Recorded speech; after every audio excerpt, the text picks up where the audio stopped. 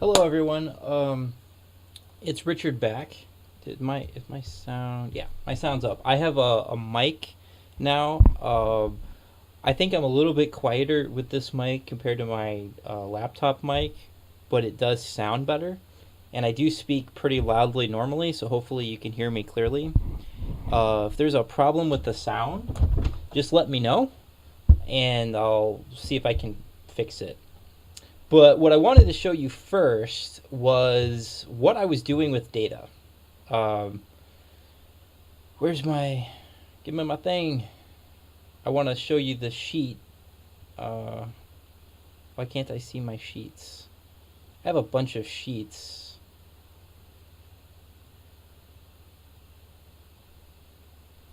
I have tabbed sheets here. Why can't I see them?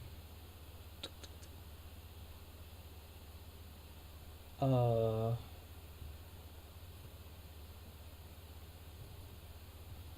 Hello? Why are those disappeared at the moment? Well, what I've done is I have a separate sheet tracking core value and base prestige value for every player,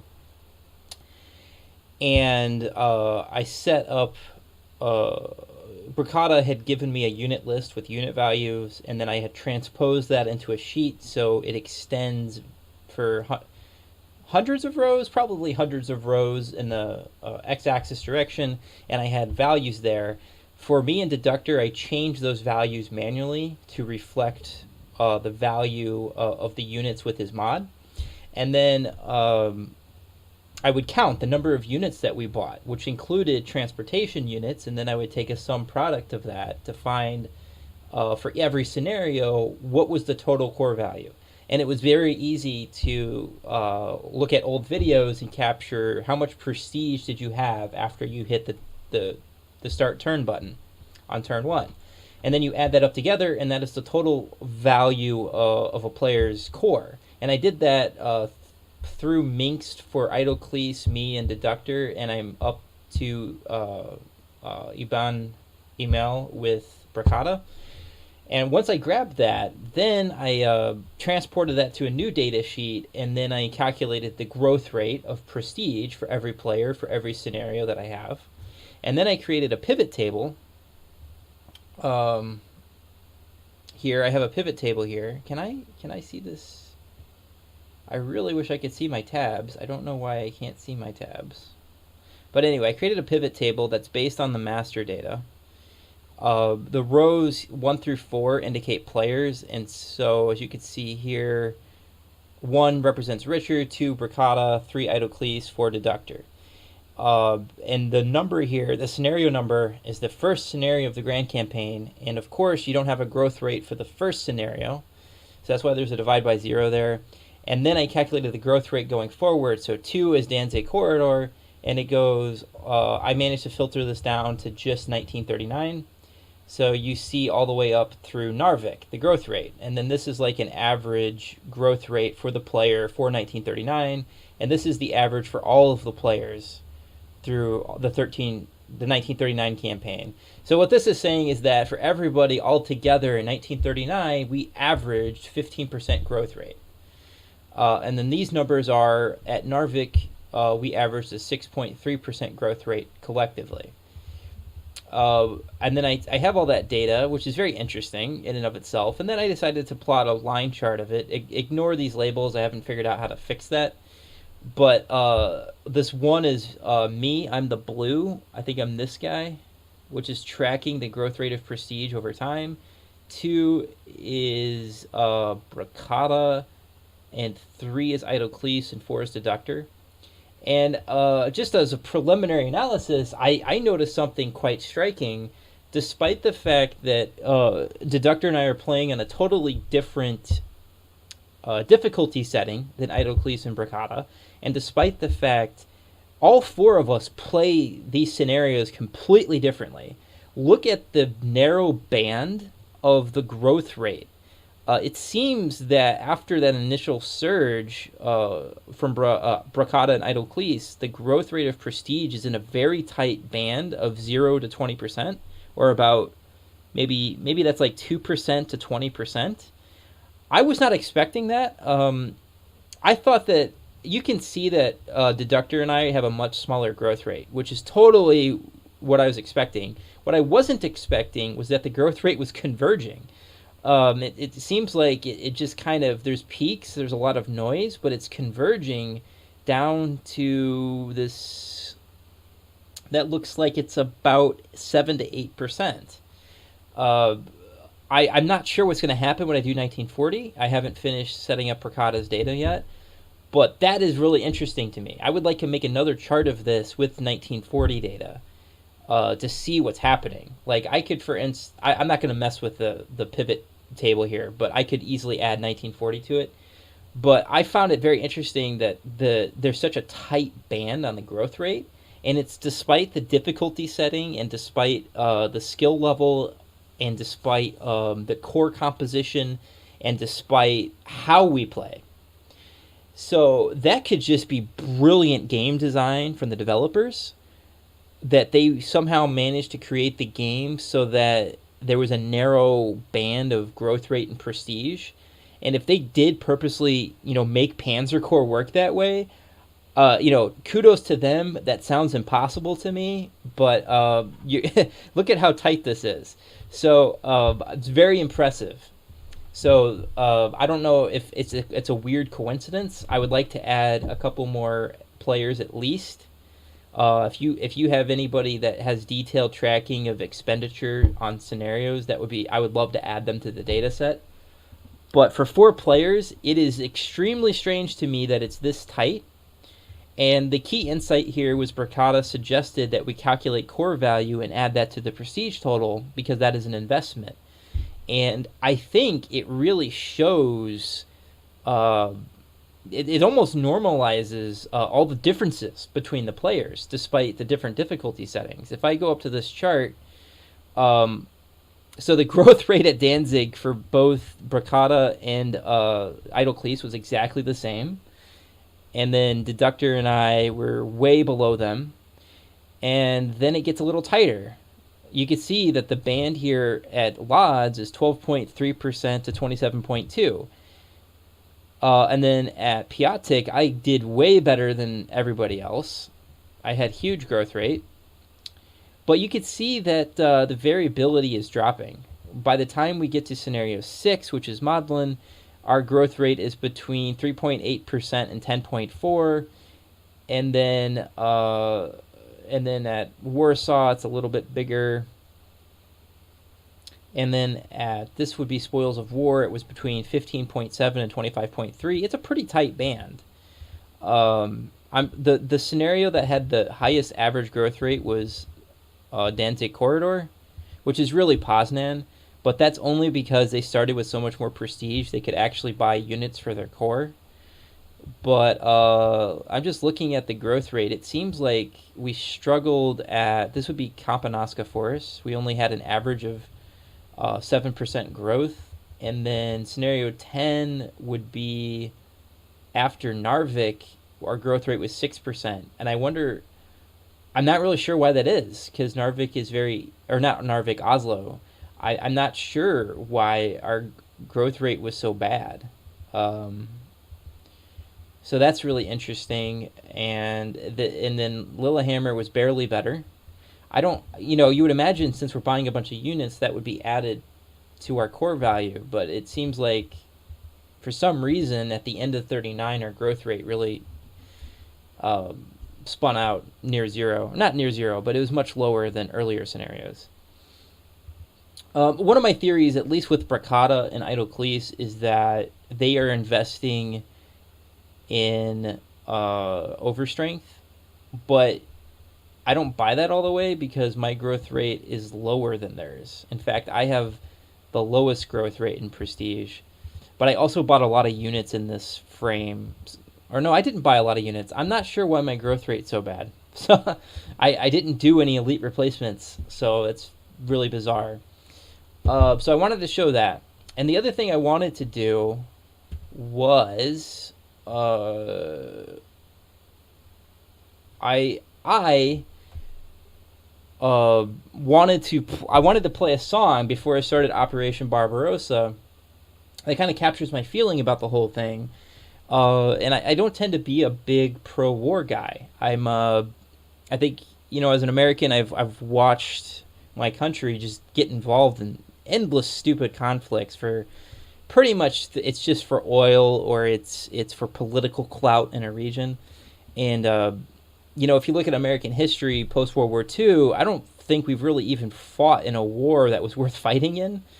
You can look at the disaster of the Korean War, which was based on this crackpot political theory of the domino effect. But I don't want to get into the politics, but Americans are interesting people about war. I think that we know that our government is involved in a lot of conflicts that we shouldn't be involved with, but we feel pretty powerless to do anything about it. As most people probably know, the military is extremely powerful political lobby, and we obviously give hundreds of billions of dollars every year to our military. So there is this "I scratch your back, I'll scratch your back" kind of political arrangement. So I was thinking that when I do Operation Barbarossa and I go into these Russian scenarios, I'll play some of my favorite war songs. It's as my little personal touch. And this is the song that I'm thinking of when I start Operation Barbarossa.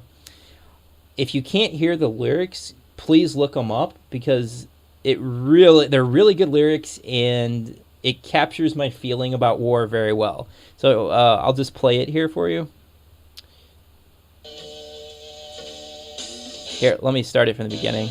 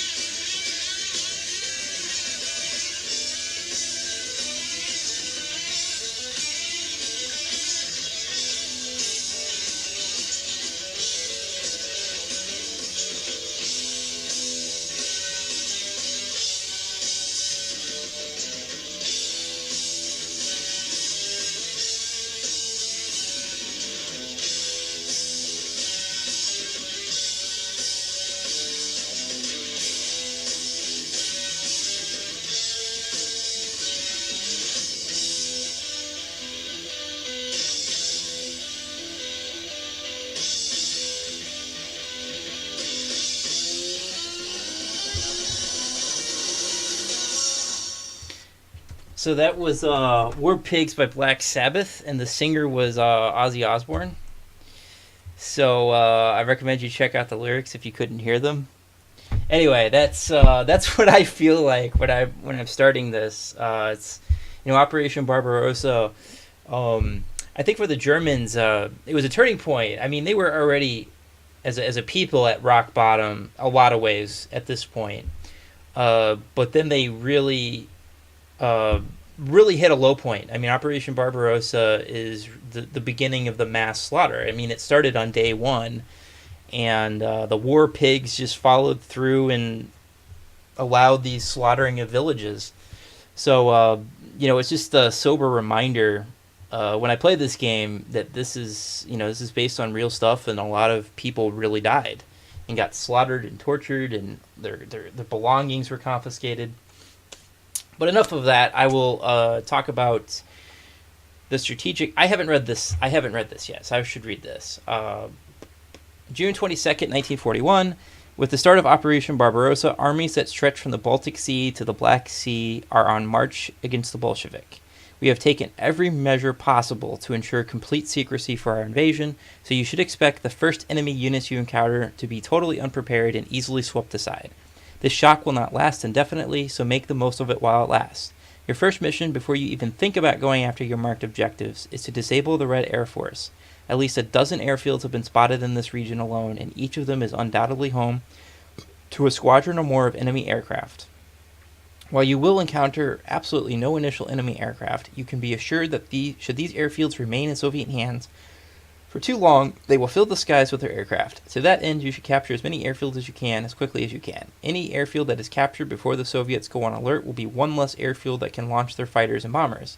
To aid you in this first objective, several Do-217Es have been specifically modified with extra fuel tanks at the cost of the bombs to provide forward reconnaissance for your advancing forces. Use them to scout ahead to locate safe passage to easily capture airfields. Should you wish to use these Do-217s as bombers, however, you will need to return them to a friendly airfield first to rearm them. Your primary task, however, is to secure the city of Minsk along with as many other objectives as you can secure.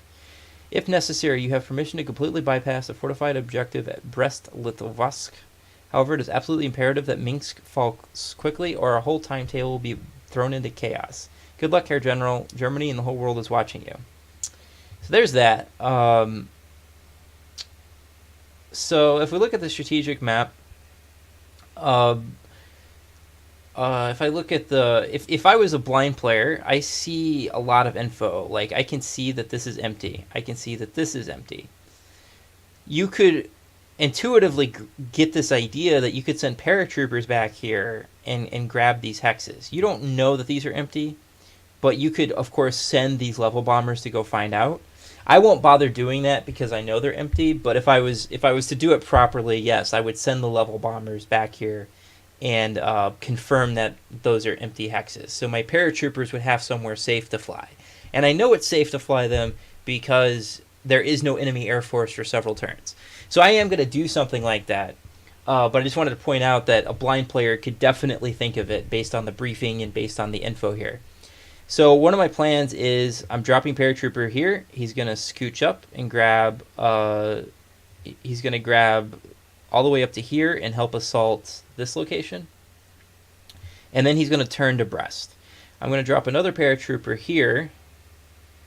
And he's just going to take his sweet time grabbing objectives because it's going to take me a while to get my troops over here. So he's going to go here and then here. And then he's going to go here, and then here, and then here. And hopefully by the time he gets here, I will have enough support units in place that I can assault Minsk. Other than that, I'm going to put a strong attack group up here, and they're going to hit this location, and then they're going to go straight here. They're gonna shoot for this area, and then maybe take that airfield. I'm going to completely ignore this spot and not even waste my time because I'm going to have another group in the middle. And they're going to punch their way right through the middle.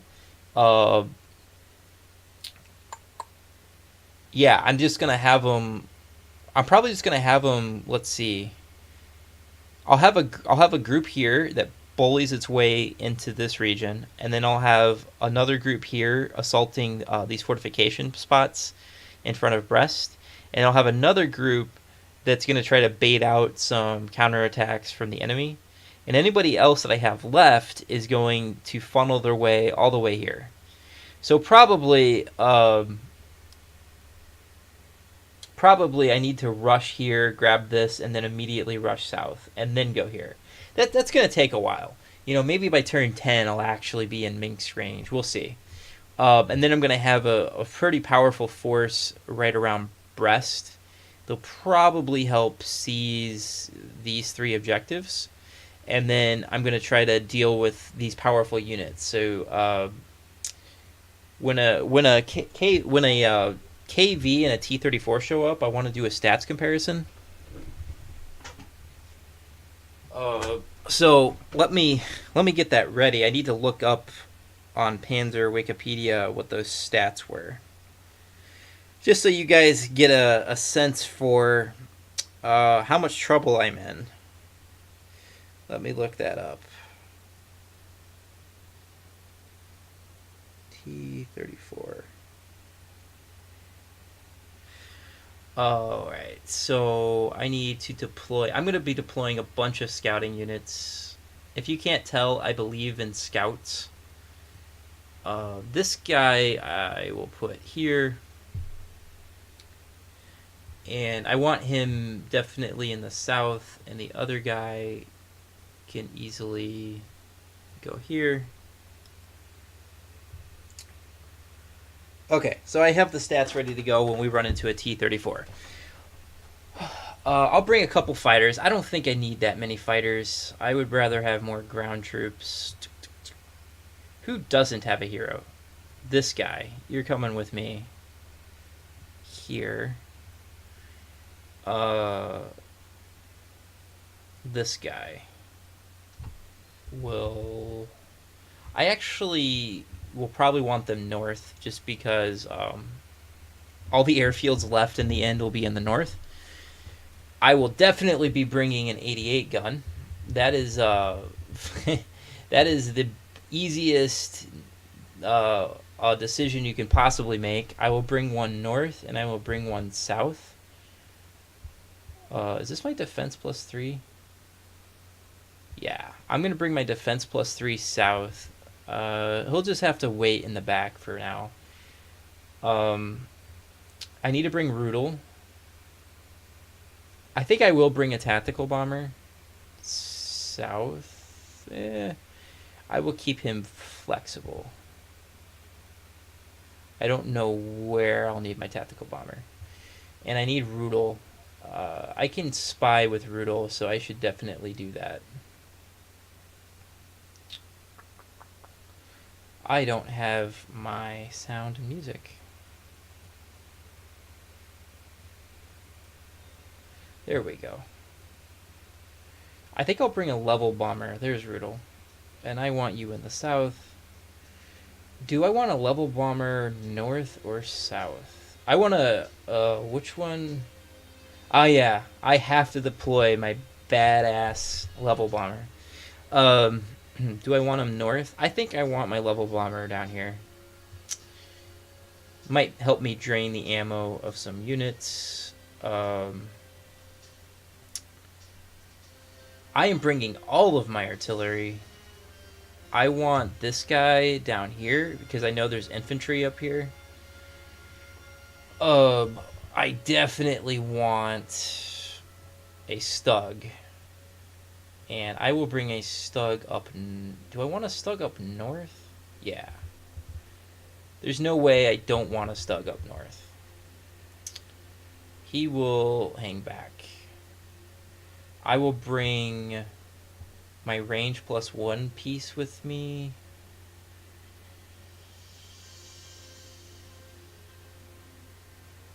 Thinking. Yeah.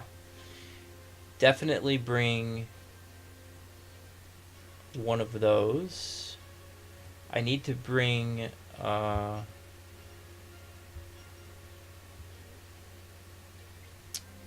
will definitely bring more artillery.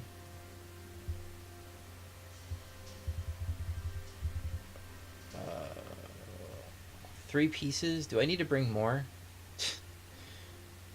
Um, I need an artillery piece in the middle as well. I'm bringing a lot of artillery. I think I need. This is good. Do I need another artillery piece? I think I need another artillery piece. I'll put one there, and I think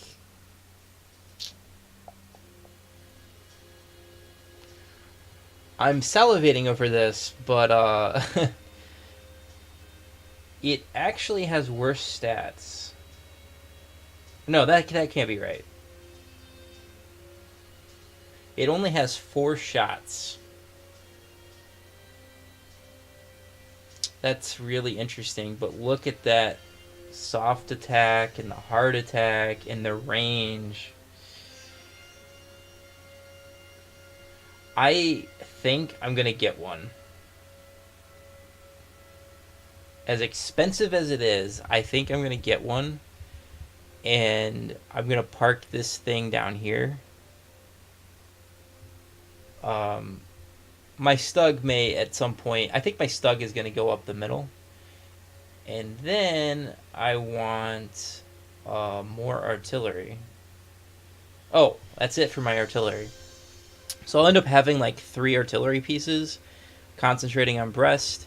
This Stug will link up with these 2 artillery pieces, which are going to help plow through the middle. I definitely want an anti-tank somewhere with me. Blah, blah, blah, blah. I think I definitely want scouting. Oh, no, hang on. Ah, but I want there's rougher terrain up north, so I'm gonna take the all-terrain scout car, and I'm gonna put it right here. He will give me good vision of that region. I want my cavalry unit up here as well, because there's a lot of forest, and I think he'll do well there. Wait, give me that. There we go. I need tanks. I think I want my best Panzer III. That's a lot of scouting. That is a lot. I want my best Panzer III up there. The other Panzer IIIs. I want one here. Actually, I think I want my Panzerjäger. He can back off. I think I want my Panzerjäger here. I want the arm. I want the heavy hitting stuff up front. I think I want another Panzer III down here. And I want a Panzer IV. Well, I may not want a Panzer IV. I want a Krochitsen, mostly for. He has spotting of 4, right? Yeah. I want this guy kind of swinging around and getting a good view of that part. I will send a Panzer IV with this group. Do I need to send another Panzer III up north? I think I should send another really experienced Panzer III up north.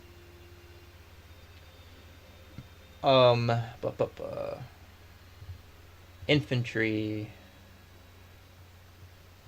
He has trucks. He's coming with me. You are deploying down here. And both regular infantry are deploying.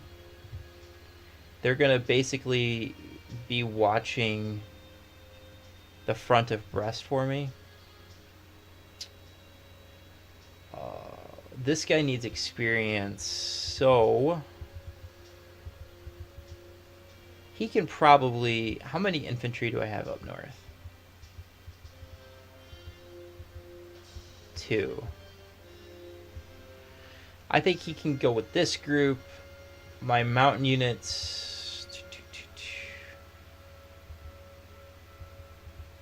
Trying to think about what to do with my mountain units. Where do I bring more panzers? I think I bring another panzer. That's a Panzer 4 already.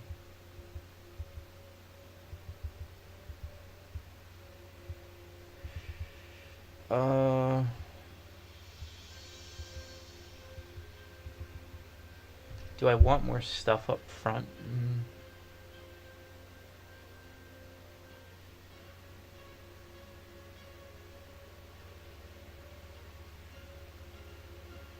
I think this is okay. But I want to get some experience on my Panzer 4. I think this group is really strong, so they can help out in this location. The question is, I'm going to have plenty of infantry assaulting Brest. I have a paratrooper that's going to join these guys. I might want to bring mountain troops. And maybe, yeah. But this group is really slow. If I bring mountain troops, they should go south. I don't think I need mountain troops. The map doesn't promote their use. I do want something like this. And I will take this scout car. Okay. So that's it. And we are ready to go. Okay, so I see this.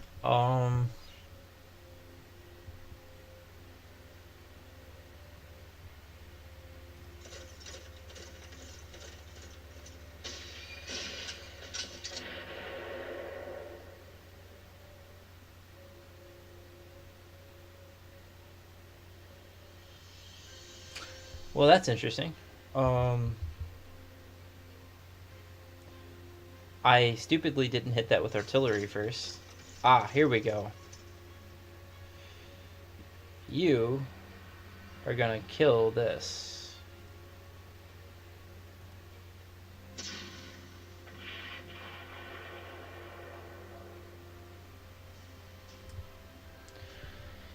Oh, da, da, da, da.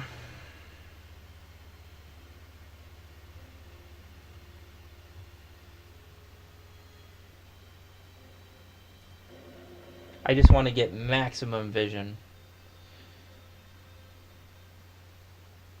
Oh. Well, that's not good.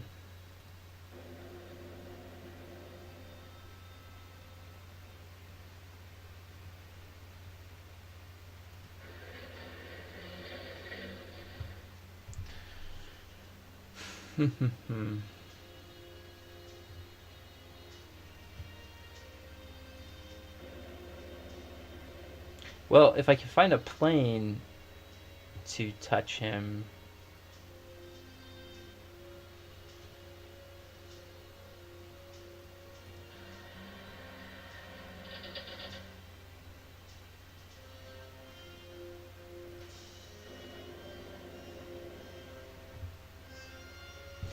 If I could find a plane to go over him on a clear day, that would be good enough.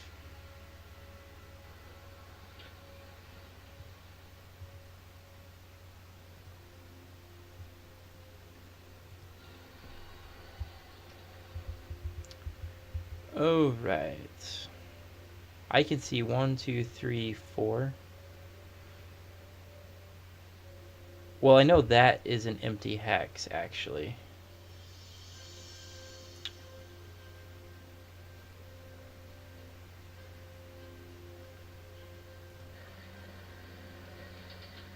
Okay. Oh, okay.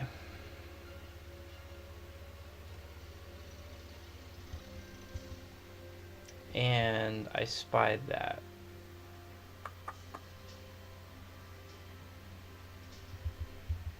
Right. Oh my god. I spied a lot of things. Okay, Panzer IV, do your job.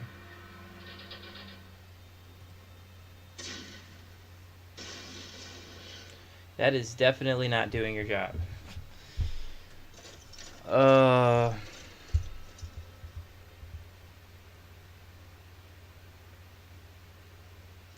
I have to think about... Oh man, so many things. He is useless because he doesn't have a truck.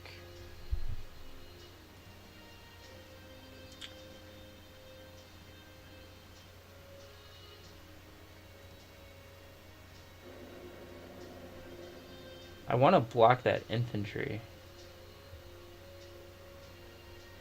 And I can't.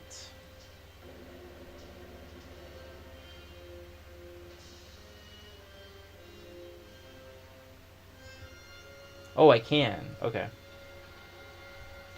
Okay, so I have a plan. I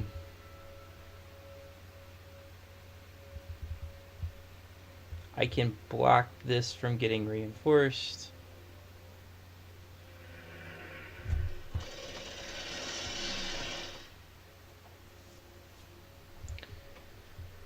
That's good. He'll be easy to take care of.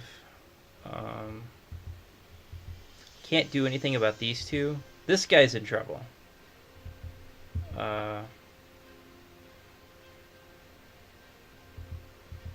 This cavalry unit is not a big deal.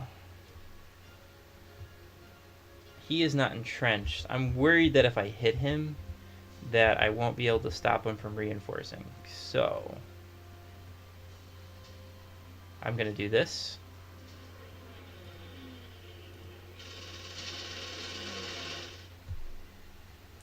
And I'll put a fighter over him.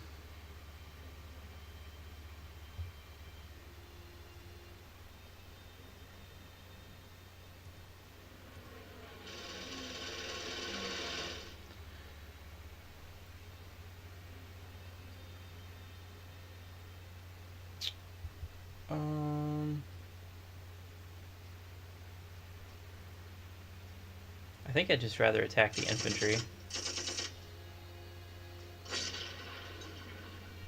It reduces the entrenchment, so it's easier to take them out.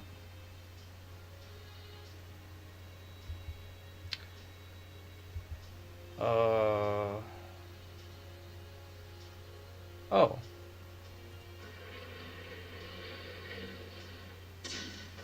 Perfect. Actually, wait a minute. Can my...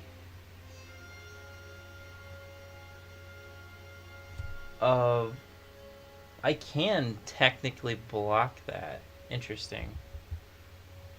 So I'm going to go here. What do we have? I have really good vision. Oh, that's because of this guy.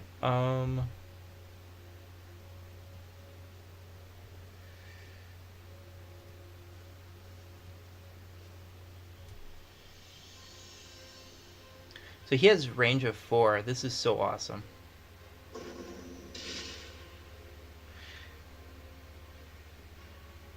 Let me see how much XP he got. 4 XP.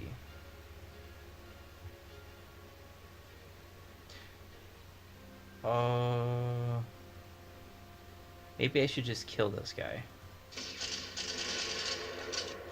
And I can try shoving him into the woods. Attack +2. I don't know what I'm going to do with that guy. How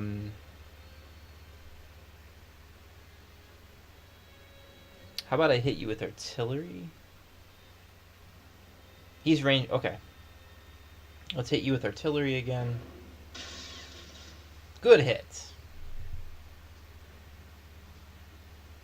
And he's totally suppressed now. Kill it. Yes.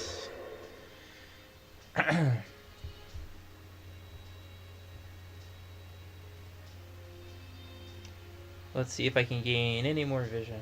Okay. I will,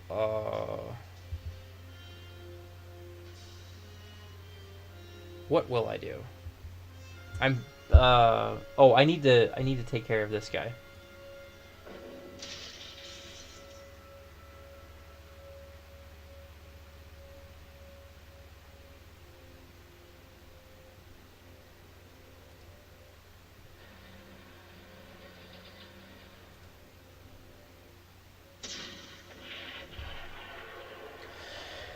Okay, that is taken care of. And then I'm gonna fly with Rudel into this sector.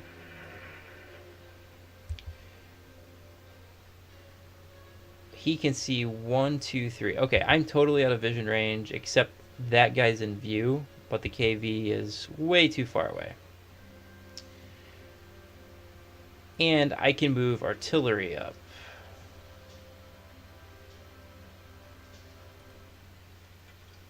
Those guys are going to be busy.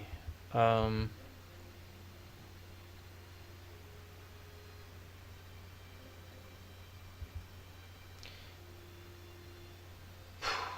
I have this. What's the movement range on this guy? It's 5.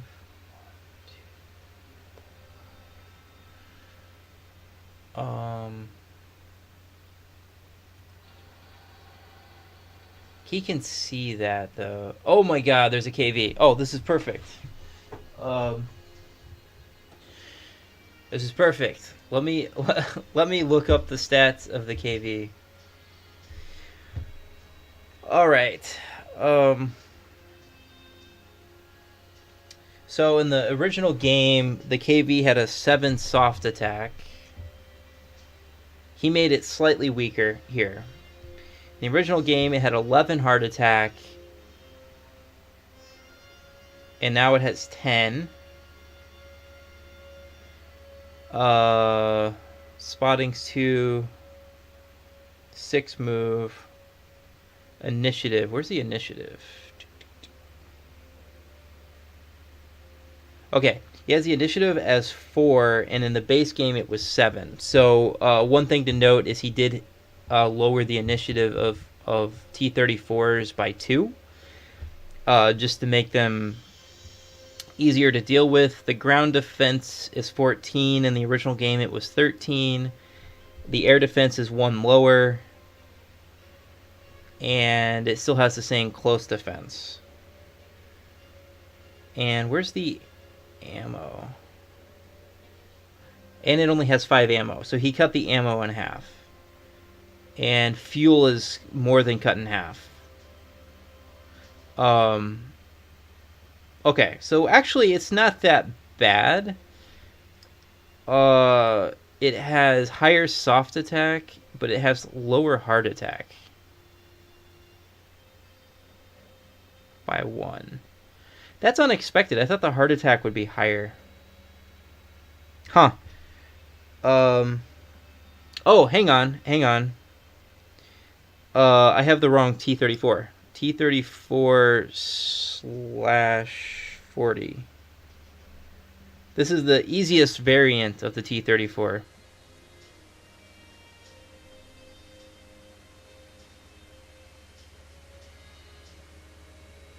As you can see, I'm doing whatever I have to do not to actually fight these things. So this particular variant had 8 hard attack. This guy has 10. The soft attack is the same. Close defense is the same. Ground defense is 2 higher. Initiative is 6, but he purposely handicapped it a little bit. It has 1 less ammo and it has 10 less fuel. So yeah, they're harder to kill, but not impossible. Not this variant. I need to think about what to do. What's this guy's movement range? 5. So 1, 2, 3. Or wait, 1, 2, 3, 4, 5.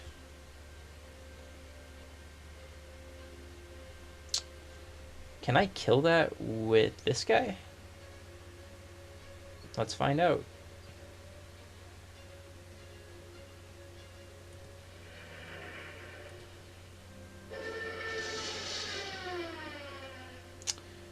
The answer to that question is no. He's active. He could hit my...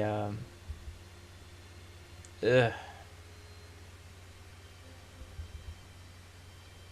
He's coming up here. I desperately need some artillery support. I'm very stressed out right now.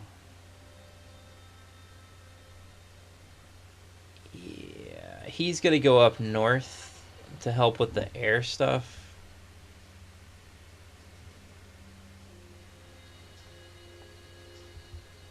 Yeah.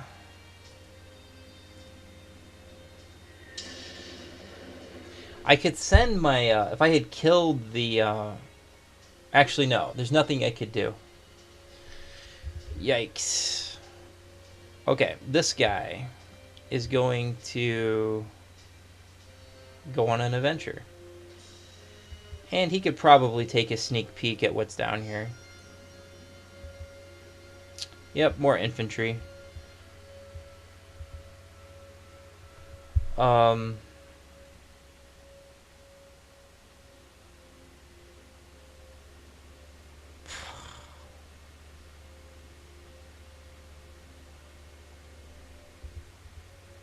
Can he hit me here? I think he can, unfortunately. Okay, so you are going to go in the middle. And he's going to spy for me.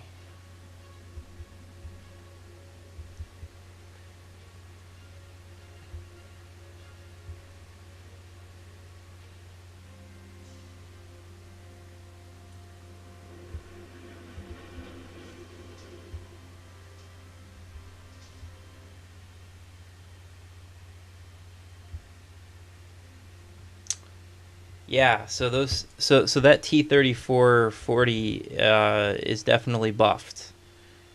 And just to make it slightly less annoying, he handicapped them a little bit by lowering the initiative by 2.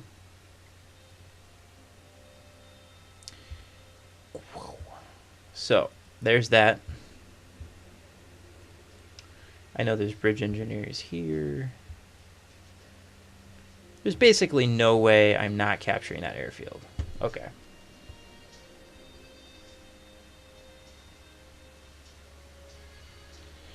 I am not attacking. How dug in is this guy? I could attack, but then I might not kill him, so. Okay, that's the end of turn 1.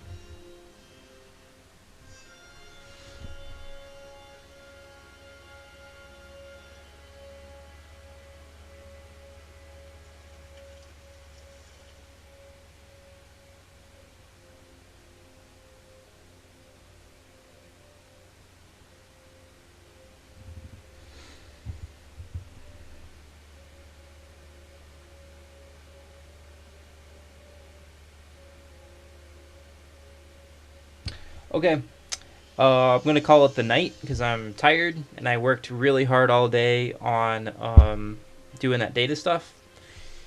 So I will... Oh, let me read this. After repeated requests to be transferred to a dive bomber unit, we've decided to grant Hans Ulrich Rudel the chance to test his combat abilities. I am certain you will put his skills to excellent use. Congratulations, a unique Stuka unit has been added to your corps. Oh, this poor guy. Can he even reach that cavalry unit? Oh, he can. Yeah. Anyway, Richard out.